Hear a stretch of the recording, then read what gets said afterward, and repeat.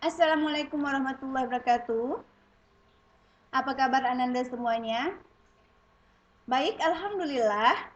Kita semua dalam keadaan sehat ya. Pada pertemuan kali ini, Ibu akan menyapa dan menjelaskan materi melalui video pembelajaran kelas 5C. Pada hari ini kita sudah memasuki hari keempat semester 1, hari keempat, dan kita mulai masuk pembahasan materi. Nah, di kelas 5 ini pembahasan materinya tema 1 organ gerak hewan dan manusia. Di sini ada gambar ikan. Tentu Anda semuanya sudah pernah melihat ikan. Bahkan kita sering sekali makan ikan. Siapa yang tidak suka makan ikan? Ya, semuanya Ibu rasa suka makan ikan ya. Baik, untuk pertemuan pertama, muatan IPA dan Bahasa Indonesia. Sebelum Ibu membahas muatan IPA dan Bahasa Indonesia dan kita berdiskusi, Ibu akan menyampaikan tujuan pembelajaran terlebih dahulu. Kita bisa melihat apa sih yang harus kita ketahui setelah pembelajaran ini. Nah, untuk tujuannya, siswa dapat menyebutkan dan membedakan jenis alat gerak pada hewan dan manusia serta kegunaannya. Kemudian, siswa dapat menjelaskan jenis alat gerak. Juga, untuk bahasa Indonesia, siswa dapat memahami pengertian ide pokok, mengidentifikasi dan menulis ide pokok dalam teks, tulisan, maupun lisan. Baik, sebelum kita mulai, Ibu rasa Ananda semua sudah mempersiapkan. Jadi harapan Ibu Ananda semua sudah mempersiapkan alat tulis dan siap untuk mencatat jika ada hal-hal yang penting yang tidak dijelaskan di bukunya. Silakan buka buku pena yang sudah memiliki buku pena jilid 5A, buku penanya buka di halaman 3. Di sana ada 1. Subtema 1 untuk pendalaman materi organ gerak hewan. Kita akan mempelajari muatan IPA. Tadi kan organ gerak. Gerak itu apa sih? Ananda kan tentu kita semua melakukan gerak. Apalagi kalau kita olahraga, bergerak. Dari rumah ke sekolah itu kita bergerak. Nah, apa sih gerak? Ayo, Ananda tentu tahu kalau gerak itu berpindah tempat. Nah, bergerak adalah berpindah tempat atau perubahan posisi sebagian atau seluruh bagian dari tubuh. Di sini ada gambar apa nih? Kelinci. Sebelum Ibu bahas lebih lanjut, untuk gerak sendiri, menurut Ananda di kelas sebelumnya kan udah mempelajari tentang makhluk hidup. Nah, coba siapa yang bisa menyebutkan salah satu ciri makhluk hidup? Ya, betul sekali. Baik, salah satu cirinya adalah bergerak. Jadi manusia sama hewan itu adalah makhluk hidup. Yang mana ciri salah satunya adalah bergerak. Gerak tadi apa? Ya, berpindah tempat atau perubahan posisi. Betul sekali, seperti yang dilakukan oleh si kelinci ini. Dia melompat, meloncat.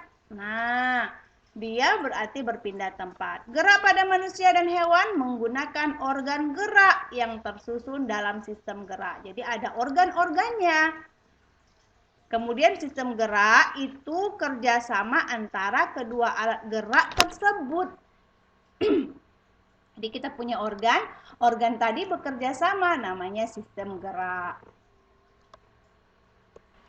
Selain untuk bergerak, apa yang digunakan? Nah, jadi organ gerak tadi selain untuk bergerak, apa sih gunanya lagi? Misal, tangan selain untuk alat gerak, tangan kita gunakan untuk apa? Memegang kaki, melompat, kemudian untuk memanjat, berenang, dan lain sebagainya. Lalu, apa saja organ gerak yang kita gunakan? Baik itu kita lihat hewan gunakan maupun kita sebagai manusia. Ya, betul sekali. Organ gerak diantaranya kita menggunakan kaki, sayap, sirip, otot perut, ya, dan lain sebagainya. Berikut kita coba identifikasi gambar ini. Ayo, siapa yang bisa bantu Ibu? Nah, mungkin di sini Izati bisa mengidentifikasi gambar apakah ini? Ini adalah bintang laut atau anemon. Apa alat geraknya? Ya, alat geraknya menggunakan perut. Kemudian gambar apakah ini? Mungkin Ananda Marsha bisa membantu Ibu. Ini ada gambar ikan. Ikan Nemo, Bu. Nah, ikan Nemo ya yang sering ini ada filmnya ikan Nemo ini. Jadi, ikan ini alat geraknya apa? Hazirah? Ya, betul sekali. Siripnya. Kemudian ini ada gambar apa ini? Ini gambar macan tutul ya. Macan tutul itu apa alat geraknya?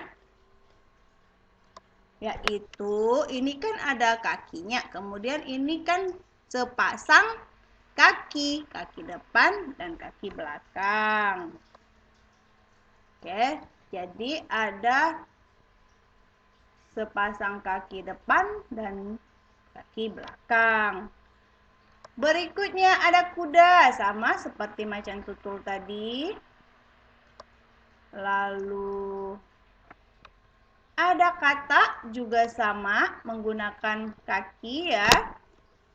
Sepasang kaki depan dan kaki belakang.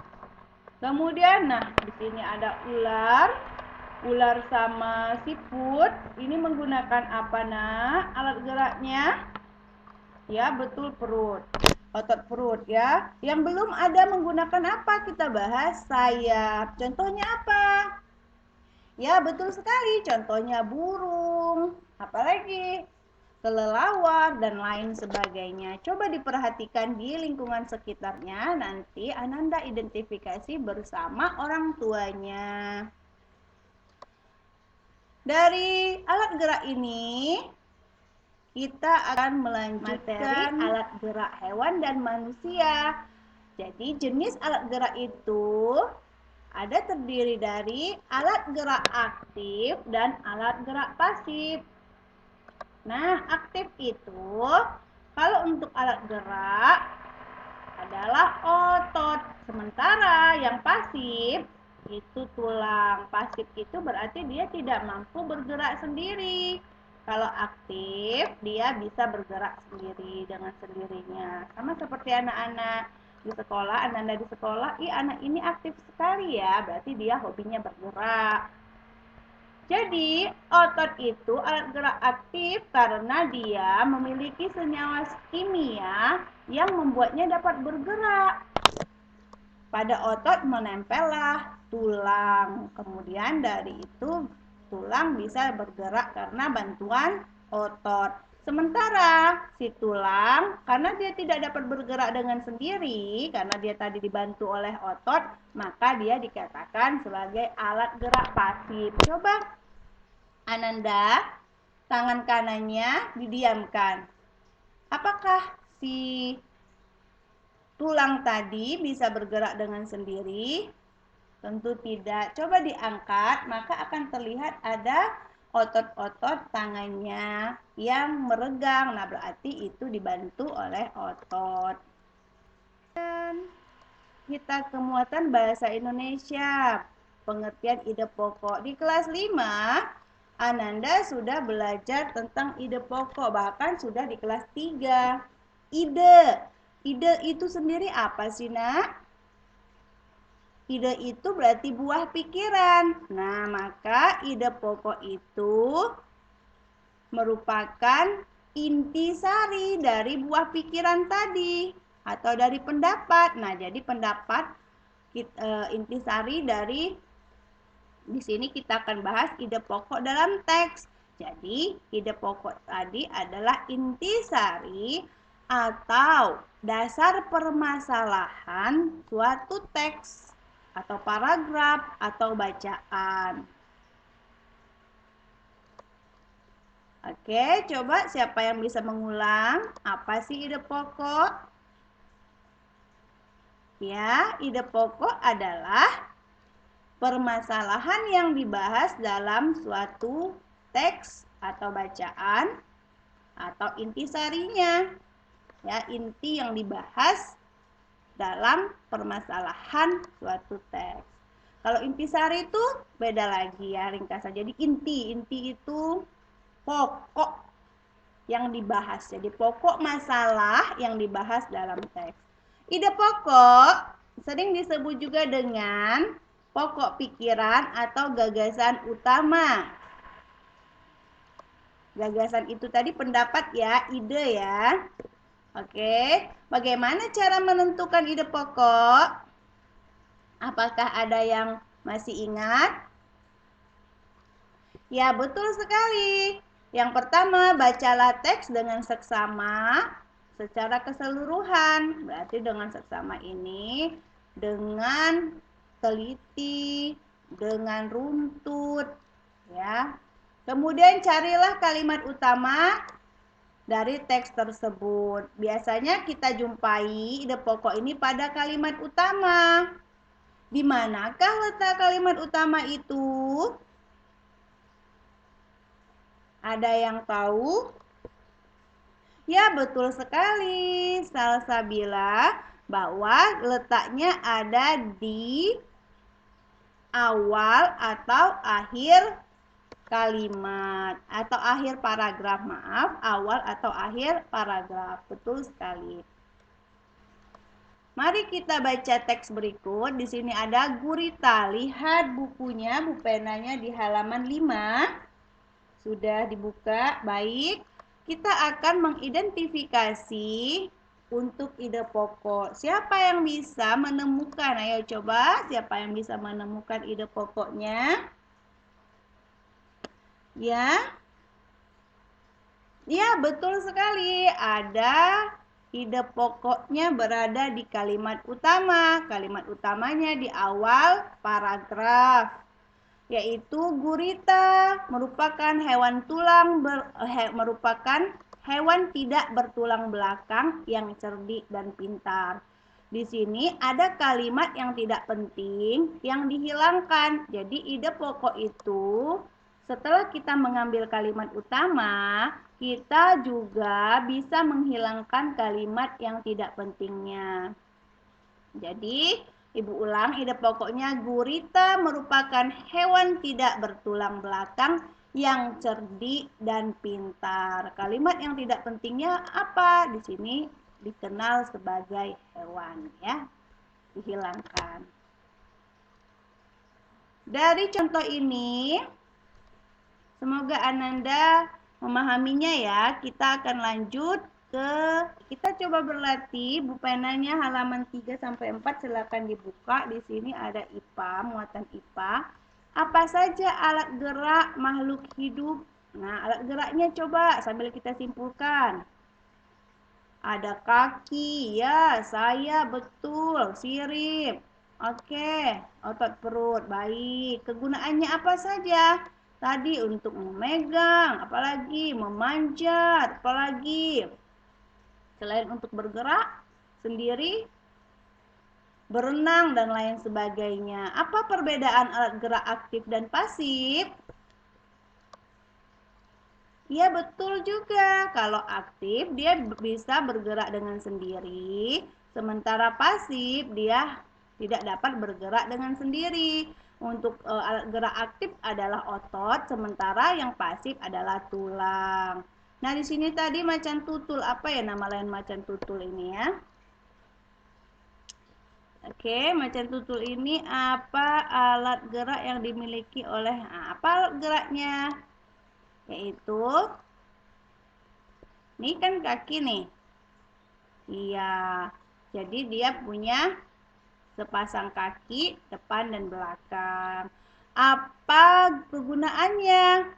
Dia bisa untuk memanjat, berlari, juga untuk mencengkram atau memegang mangsanya.